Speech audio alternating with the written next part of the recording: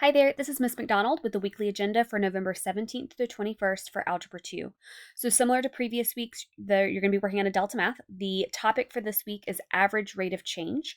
So remember, you're watching the lecture videos, taking notes during those videos, writing down the example problems, and then after each video, there'll be a check your understanding or some practice problems to work on. I will link the direct link to the slide that I'm about to show so you can see that as well. Also, throughout the week, if you turned in ACT number 6 last week or on Friday, you will at some point this week receive that back so you can make corrections and get an updated score. Don't forget to do your Math Plaza time at 30 minutes each week. For this week, just do 30 minutes. And then at the end of the week on Friday, you'll have a quiz over the average rate of change topics and skills that you covered. Just kind of quickly looking at the course calendar here. So here on Monday, again, working on average rate of change, watching the videos, maybe even doing Math Plaza time if that works in your schedule. For Tuesday, there'll be a quick little activity related to average rate of change, or might take half the class or a little bit of the class. You may end up doing that on Wednesday. It just depends on time and how things are going. But again, continue working on average rate of change. You may have the activity Wednesday or Tuesday, either one. And then on Friday, you'll have your quiz, and make sure you turn in corrections by Friday. Corrections need to be done by the end of the week or whatever deadline Ms. Lee may set. So let's look at average rate of change. So before looking at the Delta Math, this is the overview kind of definition for average rate of change. It's the measure of how much a function's output changes on average for a given interval of its input. So sometimes this is also referred to as slope of secant lines. So really, all we're doing is just finding slope, but instead of finding slope of a line, we're finding the slope of various polynomial and just different functions like polynomials. So the slope of a quadratic or slope of a cubic, just between 2 points. So that's the key thing. You have to have an interval, or it has to be between 2 points. So here are different ways you can write that or think about it. It's the change of y divided by the change of x, which again is just slope, or y2 minus y1 divided by x2 minus x1. So let's look at this in the Delta Math. Okay, so in the Delta Math, again, you'll watch the video, but there's different ways you can find average rate of change. You're going to do this from a graph. So here is the interval. So we're not looking at all the points. We're only looking at, in this problem, 4 and 10, when x is 4, so this point, and when x is 10. And you're just finding the slope between those 2 points.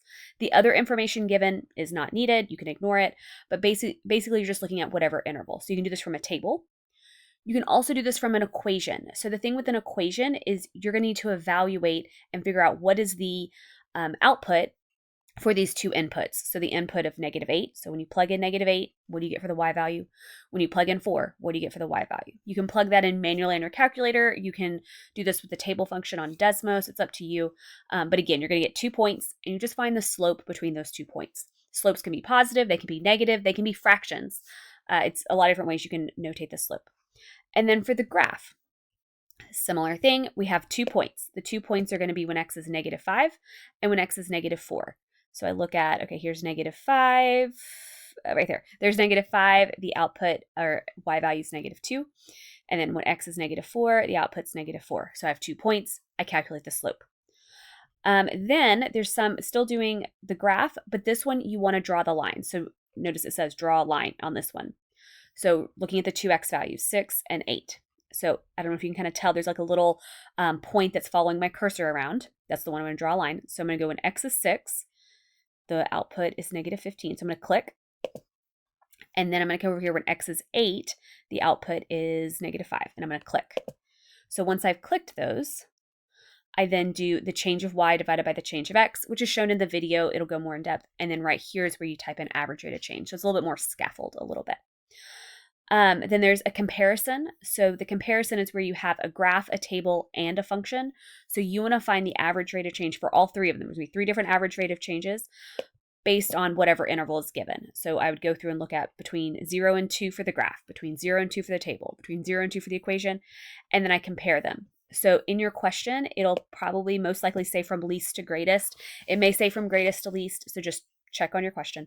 So you want to order these from smallest to largest, which one has the smallest average rate of change to which one has the largest. And then on the last task, you're looking at and comparing different intervals. So this will change. It could be a table, it could be a graph. Sometimes it wants the smallest, sometimes it wants the greatest. So just be careful of which question you have. On this one, we're looking at it's which of these intervals has the smallest average rate of change. So you can go through, you can visually look at these if it's a graph. If it's a table, you need to actually calculate all the little average rates of change between each interval and find out which one is the smallest or greatest, whatever it's wanting in your problem. So that's a quick overview of the Delta Math. I hope you have a great week. Thank you.